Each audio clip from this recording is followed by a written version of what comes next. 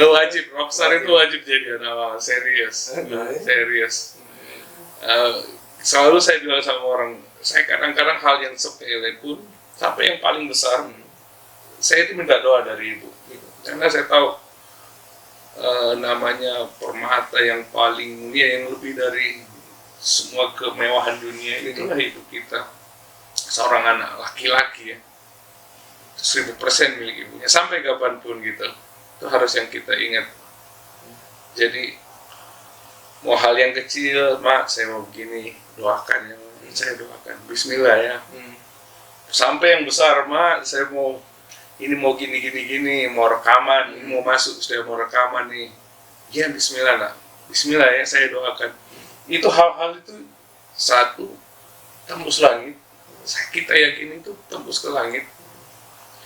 Yang kedua, memboosting semangat kita untuk I am unbreakable. Saya tidak ada orang yang bisa halangi saya. Saya sudah dapat ridho dari ibu saya. Ya. Jadi tidak ada mau orang bilang, kok tidak pantas, kok kurang bagus. Saya ke pinggir semua. Saya sudah bismillah, saya dapat ridho dari ibu saya. Saya yakin Tuhan saya sudah meridhoi karena ibu saya sudah meridhoi.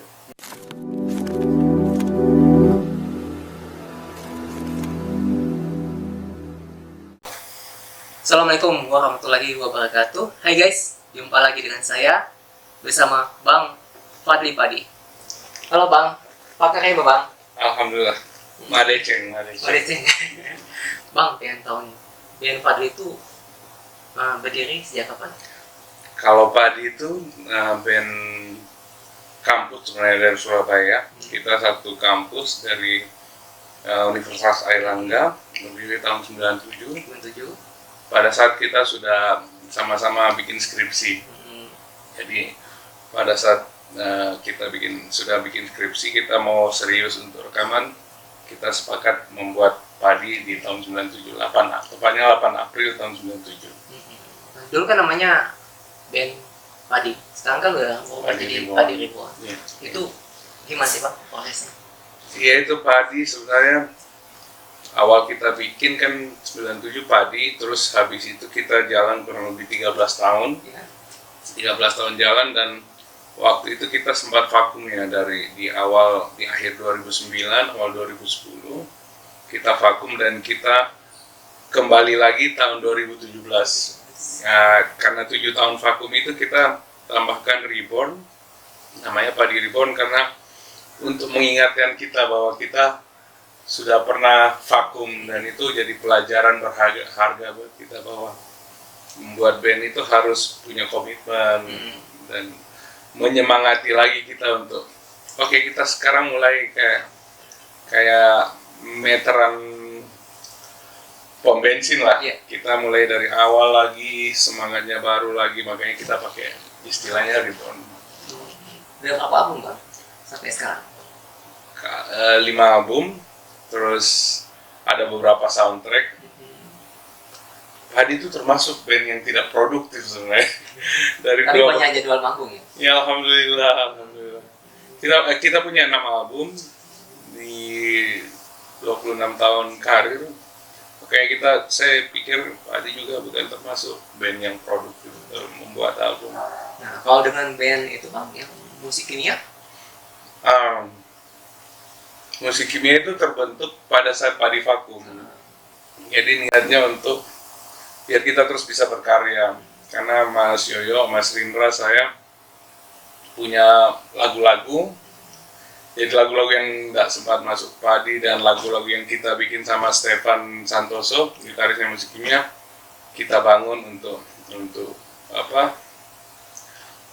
melanjutkan berkarya, melanjutkan semangatnya lah, menjaga semangat, karena menjaga api sebagai musisi itu nggak gampang, apalagi pada saat band utama kita sedang tidak aktif kan.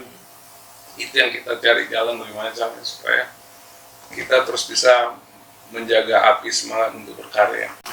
Dulu penjualan album Padi yang paling banyak berapa juta keping Bang?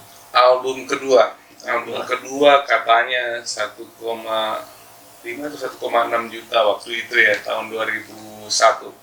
Album kedua itu sesuatu yang tertunda. Di situ ada lagu Kasih Tak Sampai, semua tak sama ya, album itu yang dibilang album paling hitsnya paling. Banyak kan grup band kalau udah famous terkenal dia ninggalin bandnya terus solo karya. Menurut abang gimana? Ya, itu pilihan sih. Jadi pilihan itu bawaannya orang, memang tergantung komitmennya mereka dari awal gitu. Yang saya lihat itu memang karena kita mulai dari amatir ya. Padi itu band kampus, bukan orang-orang jago kan. Kita orang-orang yang benar-benar sama-sama mulai dari nol, belajar jadi profesional. Jadi kita sebenarnya lebih kuat persahabatannya dulu. Teman kampus kita kurang lebih 3 tahun 4 tahun sudah bersahabat, walaupun beda band.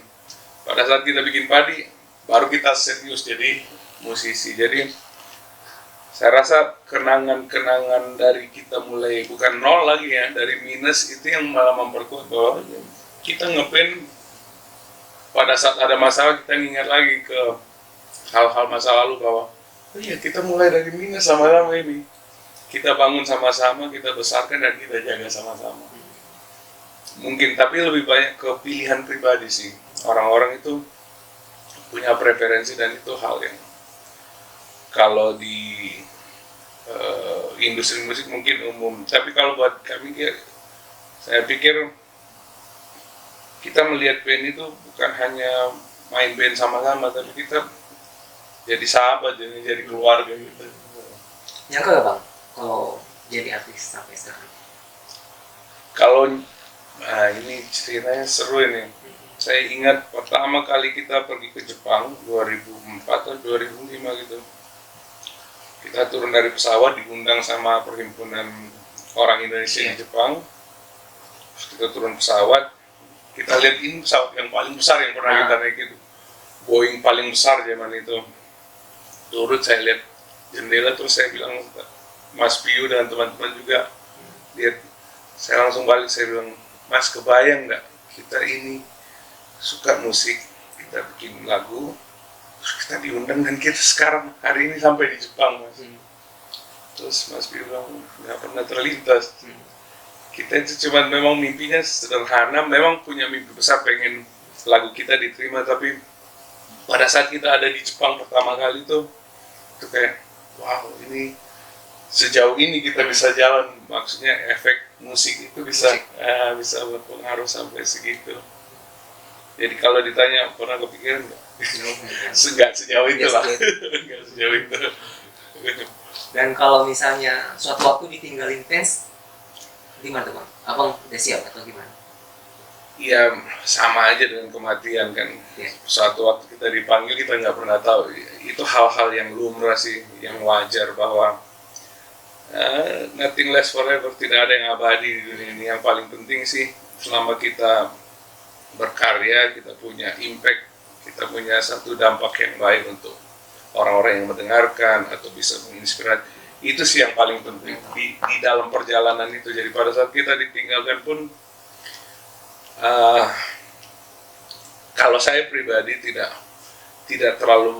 mengejar pengakuan dari orang-orang. Saya cuma mau fokus, mungkin karena sudah berumur ya. Jadi fokusnya selama sisanya ini saya isi apa dan apa impactnya buat orang-orang. Karena tanggung jawab kita kan bukan paling utamanya, kita tanggung jawabnya ke Allah Ta'ala ya. Kita selama kita hidup kita lebih banyak berbuat baik, bermanfaat.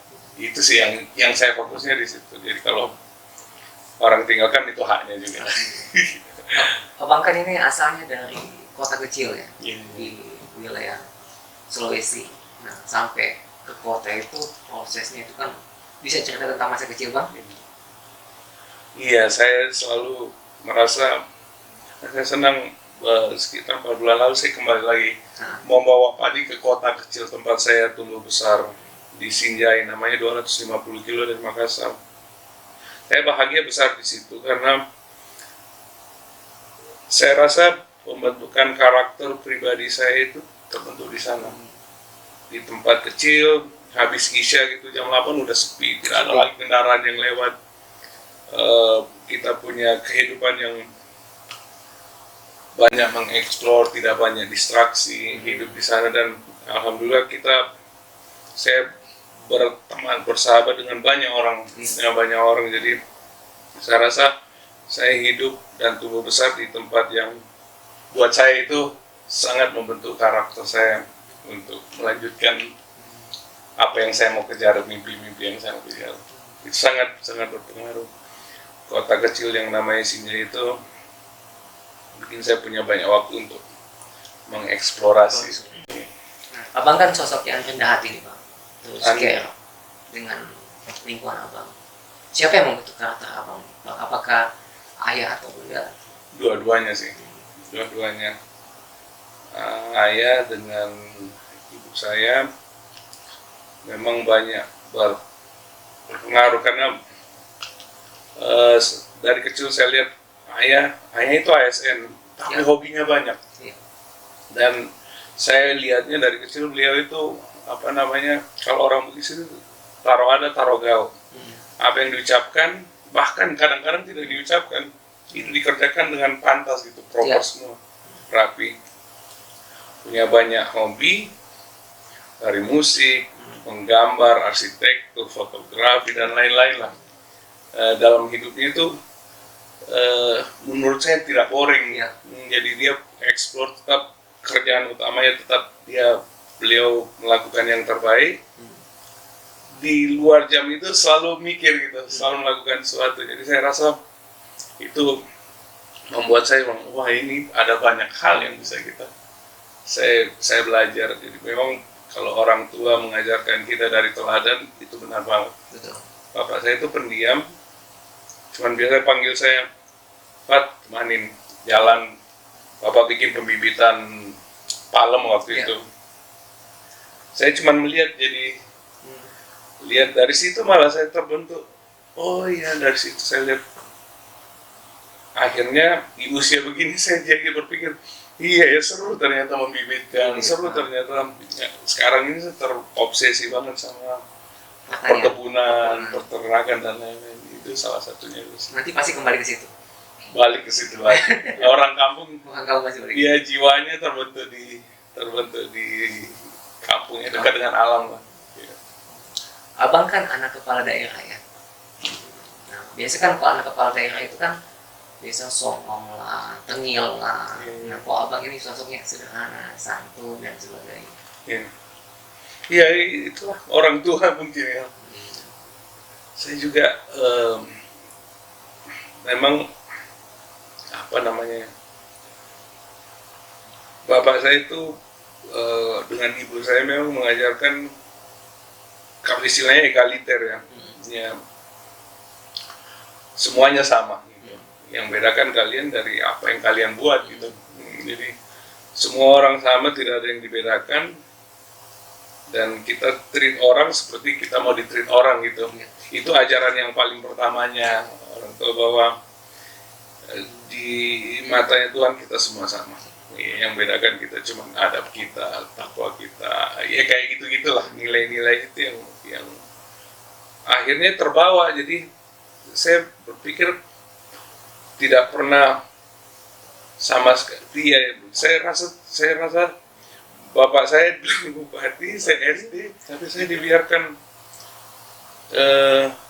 teman-teman saya kan ada yang nggak pakai sendal, saya nggak pakai sendal, pergi ke pasar lah, pergi ke mana, betul-betul tidak ada batas, tidak ada gap. Yang penting satu, pulang sekolah ngaji, main silakan, sebelum maghrib pulang. Itu aja aturan dasarnya. Jadi itu saya merasa betul-betul bisa gabung sama siapa saja, dan akhirnya terbawa sampai dewasa gitu, bahwa ya paling penting itu menghargai orang lain ya. Kalau kita dihargai orang lain itu impact-nya, tapi yang paling utama adalah menghargai dan menghormati orang lain. Itu dasar-dasar yang saya ditanamkan dari kecil. Apa pesan orang tua yang diingat sampai sekarang, Bang? Banyak sih, salah satunya yang paling penting kata-kata orang-orang Sumatera ya. Kata orang Sumatera, di mana bumi dipijak, di situ langit dijunjung. Dimanapun kita pergi, kita paling pertama adalah beradaptasi, belajar dan menghormati apapun yang ada di depan kita. Itu salah satunya.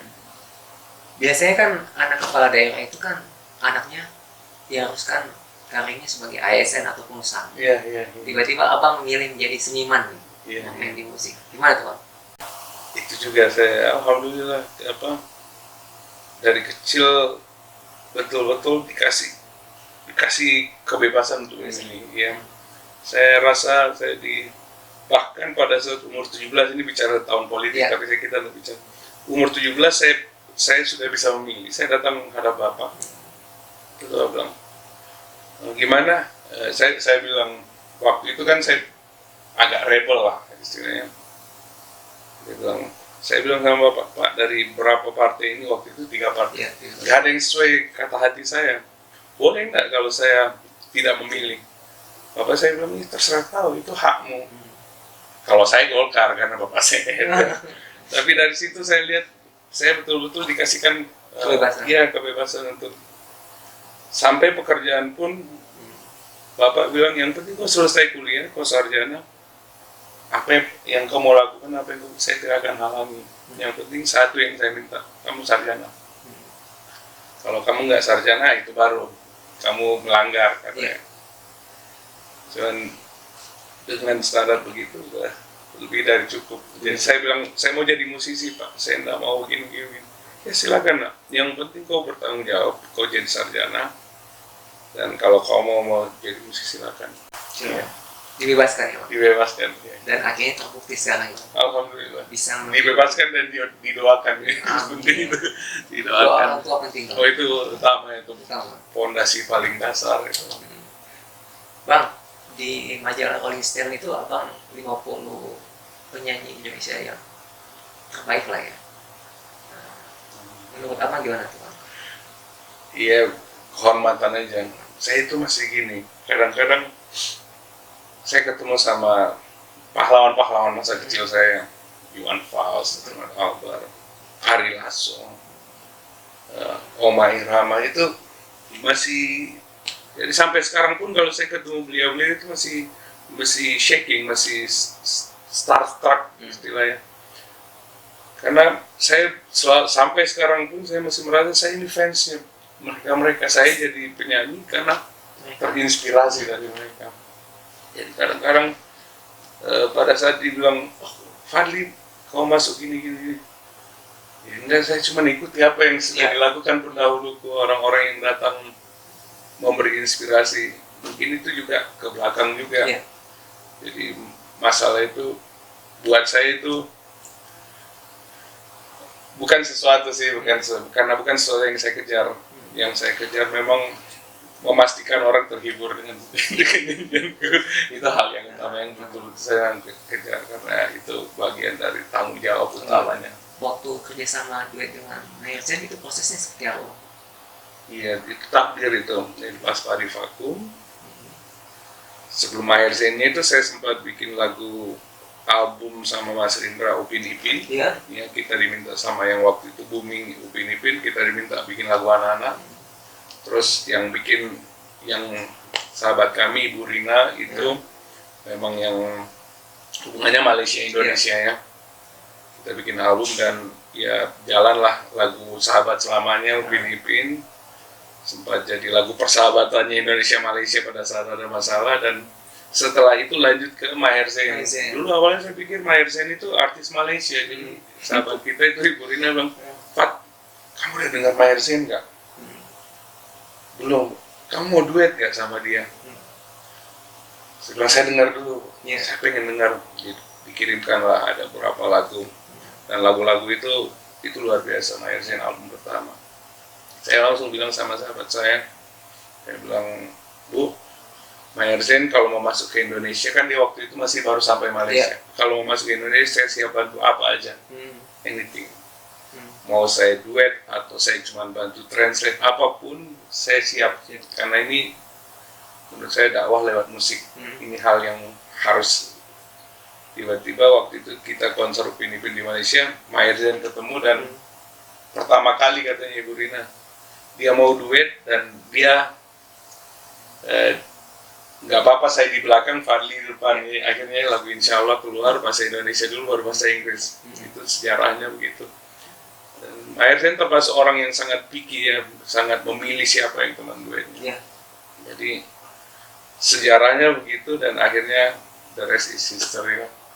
Ada beberapa lagu juga saya bantu untuk translate, karena saya bilang Indonesia itu bukan jajahan Inggris. Kami nggak terbiasa dengan bahasa Inggris. Jadi kalau boleh ada lagu satu diganti di translate di Indonesia, dan lagu duet kita ada bahasa Indonesia, ada bahasa Inggris. Dan kalau bisa bahasa Indonesia duluan. Dan enak didengar. Akhirnya. Lagu juga tuh Bang, apa kita coping atau gimana? Iya, saya nggak terlalu lihat sih itunya, karena memang saya sudah komitmen sama Maher Zain bahwa saya bilang begini ya, analoginya, kalau kamu datang dengan lokomotif untuk dakwah lewat musik, kamu datang lokomotifnya, saya cuma butuh satu kursi di gerbong pertama untuk bantu kamu, karena saya tahu ini hal yang baik. Betul. Adapun yang lanjut di belakang itu udahlah, biar istri saya yang punya urusan. Saya selalu menghindarkan diri dengan hal-hal gitu. Malah saya bilang sama istri, kalau lagu-lagu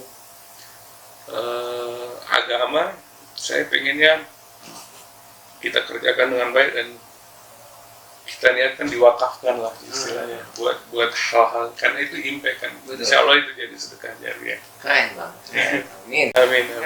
Ini cerita Maher Zain, lagi balik ke Maher Zain. Saya ingat banget datang ke Malaysia ketemu Maher Zain. Saya kan liburan sama keluarga, sama anak-anak. Terus manajernya waktu itu memang ngelihat, oke, dia pakai bahasa Inggris, dia mau jadi kau rockstarnya. Dia oke, saya rockstar. Kau sudah pernah main di berapa banyak orang gitu? Ya lumayan, puluhan ribu. Oke. Ya istilahnya dia ngetes lah. Saya langsung bilang gitu, saya langsung cut, saya bilang begini, saya datang ke sini karena saya tahu niatnya Maher. Bukan bicara tentang angka, berapa lama, berapa jauh saya sudah berada. Enggak, ini dakwah, ini ya, persaudaraan dalam dakwah ini, dakwah Islam. Jadi kalau kamu mau tanya saya, tidak usah bahas tentang karirku. Kita bahas kalau Maher adalah lokomotif dakwah lewat musik. Saya cuman, kalau saya diizinkan, saya cuma butuh satu kursi di gerbongnya tuh, karena saya tahu ini jalannya menuju ke kemuliaan, kebaikan. Hanya itu saya bilang sama manajernya. Habis itu ya kita ngobrol santai. Terus besoknya Maher bilang, brother, ayo kita jalan. Saya pengen masuk Indonesia, dan saya minta kamu temanin saya untuk sebarkan dakwah lewat musik ini. Bang, yang mengenalkan abang ke musik-musik dulu zaman tahun-tahun waktu SMA itu kan katanya Bang Ali tuh. Prosesnya gimana tuh Bang? Ya, saya harus kasih kredit besar buat Bang Ali dengan Bang Alfian. Saya persahabatan Bang Aliani Syukur itu tahun 90-91. 91 itu pas Pearl Jam, Nirvana, ada No Doubt, yang saya ingat dengan band-band yang masih fresh-freshnya alternatif. Temple of the Dog, Soundgarden. Aliani Syukur itu yang bikin saya pertama kali dengar, ini lagi Amerika lagi gila ini. Kita kan dengar hard rock, zaman Bon Jovi dan lain-lain. Tiba-tiba datang band yang namanya Nirvana dan Pearl Jam, Soundgarden, suara dari grunge, dan itu akhirnya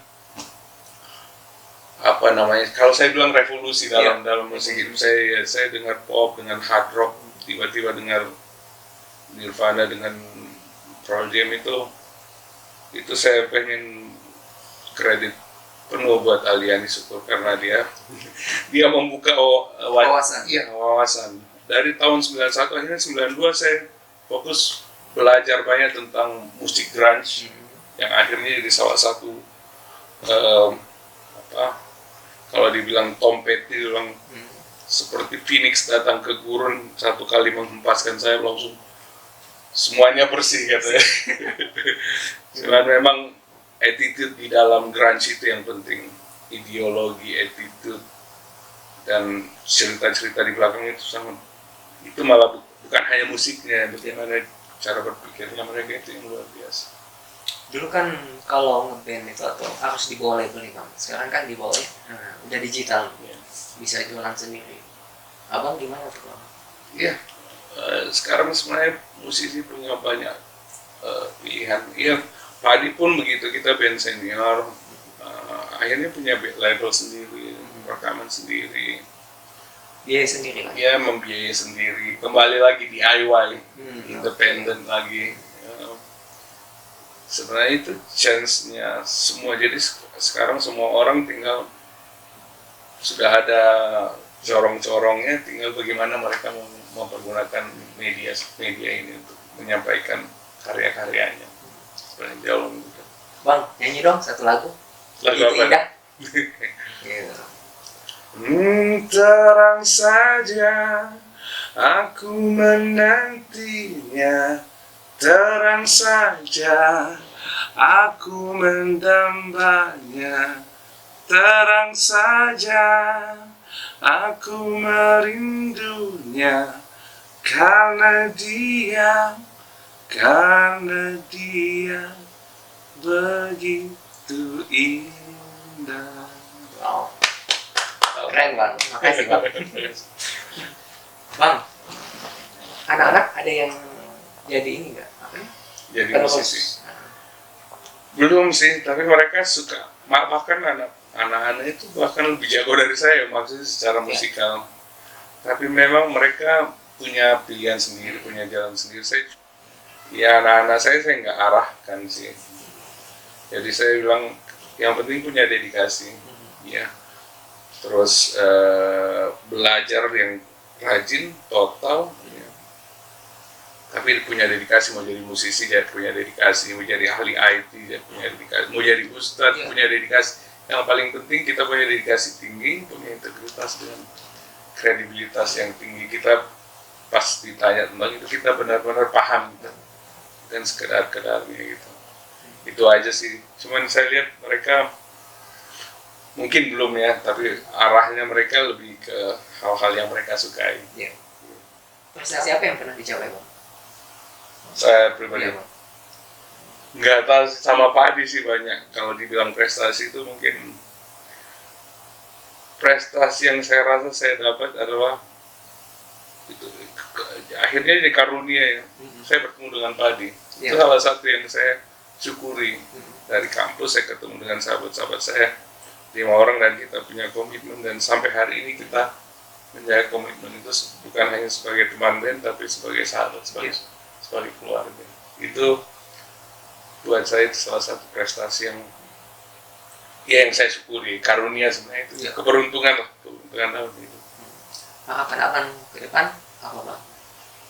Harapan ke depan berkarya sih, satu berkarya, terus karena mumpung ya saya punya jalur untuk menyampaikan pesan lewat musik, saya pengen lebih banyak berkarya untuk menyampaikan nilai-nilai. Saya ingat saya pernah ketemu ayah. Iya.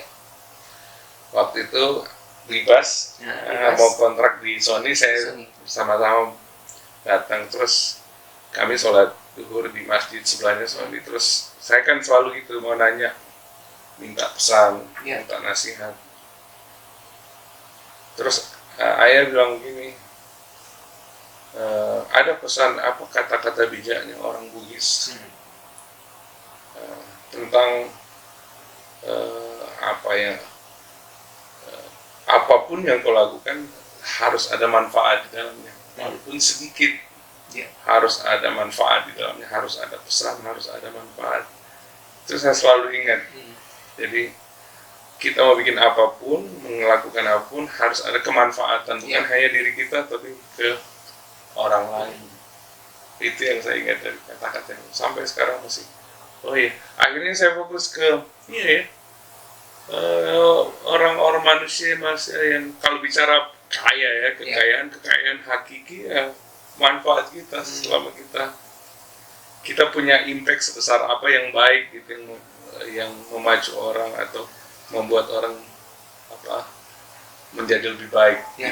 Itu poin utamanya sekarang. Mungkin gara-gara di usia di atas 45 sekarang ya. Jadi udah ingat ya. Nah, banyak kan yang musisi itu udah mulai hijrah tuh untuk band gitu. Abang udah dulu udah hijrah, cuma banyak yang nggak tahu ya bang ya. Iya. Setelah menikah sih kita kan, kalau saya bilang hijrah itu dari hari ke hari ya. Iya, kita review diri kita. Oke, saya mau perbaiki ini. Besok insya Allah saya perbaiki ini lagi. Besok insya Allah. Jadi hijrah itu memang proses yang terus menerus memperbaiki sesuatu. Bukan hanya pindah dari satu tempat atau pindah dari, tapi prosesnya dari waktu ke waktu ya. Memperbaiki apa yang kita rasa kurang, karena kita setiap malam kan sebelum tidur biasanya kita ingat, wah aku sudah bikin apa hari ini, aku merasa salah di mana, apa di mana. Itu kita setiap hari selalu mereview lagi, muhasabah diri istilahnya. Iya, penting sih itu. Tapi saya jauh lebih fokus setelah menikah ya. Menikah lebih fokus untuk ya, saya berkeluarga, saya harus ambil tanggung jawab lebih besar. Suatu waktu pasti kembali ke Makassar ya Pak? Insya Allah. Semangatnya makin besar. Iya. Rata-rata. Saya ingat Obama dulu. Obama sebelum jadi presiden pernah ketemu wartawan reporter Indonesia, terus dia bilang, saya suka orang Indonesia. Ditanya kenapa? Orang Indonesia itu dimanapun mereka, mau tinggal di Amerika puluhan tahun, tapi kalau ditanya mau mati di mana, dia pasti berpikir dimakamkan di tanah kelahiran. Itu rata-rata umumnya, bukan semuanya, tapi hampir begitu. Kita terikat sama apa namanya tanah air ya. Betul. Jadi kita terikat sama hal itu gitu. Kayak saya orang Bugis ya, saya pengen kalaupun saya dimakamkan, saya pengen dimakamkan insya Allah ya. Kalau dimakamkan ya pengen dimakamkan di kampung halaman. Tapi sekarang sebenarnya bayangannya adalah saya pengen berkumpul sama ibu. Ya, saya sejak tamat SMP sampai hari ini kurang lebih 20 tahun, hampir 30 tahun saya sudah tidak serumah sama ibu. Jadi rasa rindunya itu besar sekali. Iya. Saya termasuk orang yang anak mama sampai ibu saya nggak percaya. Saya SMP masuk SMA ke Makassar, udah nggak serumah. Ibu saya bilang, saya nggak percaya kok bisa lepas dari saya, karena saya betul-betul dekat banget sama ibu, dekat sama mama. Pas saya kuliah, ibu lihat tambah jauh lagi kok. Cuman saya bilang, ya justru masaku dari kecil sampai tamat SMP itu sama ibu, itu saya rasa saya betul-betul terpenuhi. Jadi saya punya banyak amunisi untuk jalan kejar mimpi-mimpi yang besar itu. Nah, sekarang alhamdulillah saya merasa ya oke, cek ini jadi musisi, cek jadi orang tua, cek berangkat ini, ya banyak lah yang udah cek. Sekarang saya pengen banget kembali lagi jadi anak mama, jagain, rawatin mama. Itu sebenarnya tarikan paling besarnya itu untuk pindah ke kampung halaman. Tapi kalau ada jadwal konser, datang lagi. Kan kita negara kepulauan. Kadang-kadang lebih dekat dari Makassar ke tempat konser daripada dari Sawangan ke tengah kota ya. Tapi nggak ada niat mau jadi caleg juga Bang? Enggak sih, memang itu bukan passion, bukan salah satu dalam daftar wishlistku ya, daftar yang keinginanku. Dari dulu saya pernah ditawarin salah satu partai. Iya, partai bukan satu malah banyak. Tapi saya ingat 2006 yang ya maksudnya ada keluarga mentor gitu, yang sempat jadi menteri, sekarang nanyain, Fat kamu nggak mau benar-benar jadi tahun 2006 kamu jadi anggota DPR gini dari partai yang besar waktu itu. Saya bilang, Om, saya tidak belajar tentang itu. Saya tidak set up diri saya untuk jadi itu gitu. Dan saya juga melihat diri saya bukan tipe orang yang suka lompat-lompat. Saya pengen punya dedikasi. Kalau umpamanya saya punya peran selama hidupku, jadi apa? Oke, saya ambil peran sebagai penyanyi band. Ya udah, itu aja saya kerjakan. Saya pengen punya dedikasi penuh. Saya ingat James Brown lah, kita ingat James Brown, kita ingat orang-orang yang mereka itu hidupnya penuh dedikasi dengan kerjaan itu. Ya, jadi saya pikir penting kita punya dedikasi, tapi tidak ada yang salah juga dengan orang mau masuk ke politik. Kan setiap orang punya pendapat politiknya. Tapi kalau saya pribadi, saya rasa saya orang yang tidak gampang switch belajar ke satu hal lagi yang baru. Bukan orang yang tipe yang cepat belajar, karena saya tidak set diri saya untuk jadi jadi itu. Itu aja ya, Bang. Iya, Bapak, ya gitulah, ditanya, Bapak, kamu kan bupati Betul. di daerah ini, kamu masa nggak mau jadi bupati, dilamar sama ini untuk jadi wakil bupati lah, jadi bupati. Saya bilang, memang saya nggak set up di situ. Bukan passion ya, Bang. Iya, bukan passion ya. Jadi ya saya rasa kita hidup kan senang, tenang, bahagia, itu yang pertama. Kalau saya dapat di situ, ya kadang-kadang saya itu zona nyaman pun kadang-kadang terlalu nyaman juga.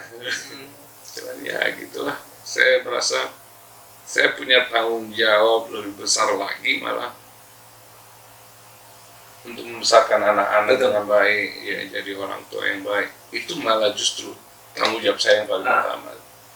Tanpa melepaskan bahwa menjadi pemimpin itu adalah satu yang paling besar ya. Hal yang besar kalau kita bisa mengajak orang-orang banyak berbuat kebaikan. Biasanya rockstar itu bukan anak mama ya, tapi ini anak mama loh, guys. Wajib, rockstar itu wajib jadi anak mama, serius. Selalu saya bilang sama orang, saya kadang-kadang hal yang sepele pun sampai yang paling besar, saya itu minta doa dari ibu. Karena saya tahu namanya permata yang paling mulia, yang lebih dari semua kemewahan dunia, itulah ibu kita. Seorang anak laki-laki ya, 1000% milik ibunya, sampai kapanpun gitu. Itu harus yang kita ingat. Jadi mau hal yang kecil, Mak, saya mau begini, doakan ya, saya doakan, Bismillah ya. Sampai yang besar, Mak, saya mau ini, mau gini, mau rekaman, ini mau masuk, saya mau rekaman nih. Ya Bismillah, nak, Bismillah ya, saya doakan. Itu hal-hal itu satu tembus langit. Kita yakin itu tembus ke langit. Yang kedua, memboosting semangat kita untuk I am unbreakable. Saya tidak ada orang yang bisa halangi saya. Saya sudah dapat ridho dari ibu saya. Ya. Jadi tidak ada mau orang bilang, kok tidak pantas, kok kurang bagus. Saya ke pinggir semua. Saya sudah Bismillah, saya dapat ridho dari ibu saya. Saya yakin Tuhan saya sudah meridhoi karena ibu saya sudah meridhoi. Gitu lah. Jadi buat teman-teman laki-laki di sana, jangan lupa jadi anak mama, itu wajib hukumnya malah. Iya, karena dengan menjadi anak mama kita tahu bagaimana men-treat perempuan ya, ibu kita, istri kita, anak kita, saudara perempuan kita, gitu kita tahu bagaimana cara menghormati, memuliakan, menjaga. Itu yang paling penting. Itu nilai dasarnya dari menjadi seorang laki-laki. Keren, Bang. Masuk di saya, Bang. Saya sempat ketemu ibu bunda waktu itu. Alhamdulillah. Bang, pesan-pesan buat kaula muda zaman now apa sih, Bang? Kaula muda zaman now banyak sih, tapi yang paling pasti, yang penting ilmu paling dasar lagi, adab, akhlak. Apa yang bikin kita jadi seorang laki-laki atau seorang manusia. Apapun kita, sebagai anak, sebagai saudara, sebagai apapun peran kita, yang paling pertama ada akhlak akhlak yang mulia. Setelah itu ada karakter. Karena bukan masalah pintar nggak pintar, banyak orang pintar tapi nggak punya akhlak. Jadi yang paling penting satu sekarang, berhati-hati kita juga bicara. Kadang-kadang bisa menyakiti orang tanpa sadar. Malah banyak orang yang menyengajakan menyakiti hati orang. Ya itu saya pengen kasih tahu anak-anak, adik-adik semua, nilai-nilai keluarga itu penting. Apa yang disampaikan orang tua kita atau kakek kita, atau dari kakek kita turun ke kakek, turun ke ayah, turun ke ibu, turun ke kita, itu semua tentang bagaimana kita jadi manusia yang baik, yang beradab, punya akhlak. Mungkin itu paling dasar aja. Fondasi, hormati yang lebih tua, sayangi yang lebih muda. Selesai. Oke Bang, makasih nih Bang. Masalah. Guys, saya sudah bincang-bincang kita dengan Bang Fadli Padi Ribbon. Semoga banyak manfaat dari perbincangan kita ini. See you di next episode guys. Wassalam. Salam. Makasih Bang, sehat selalu Bang.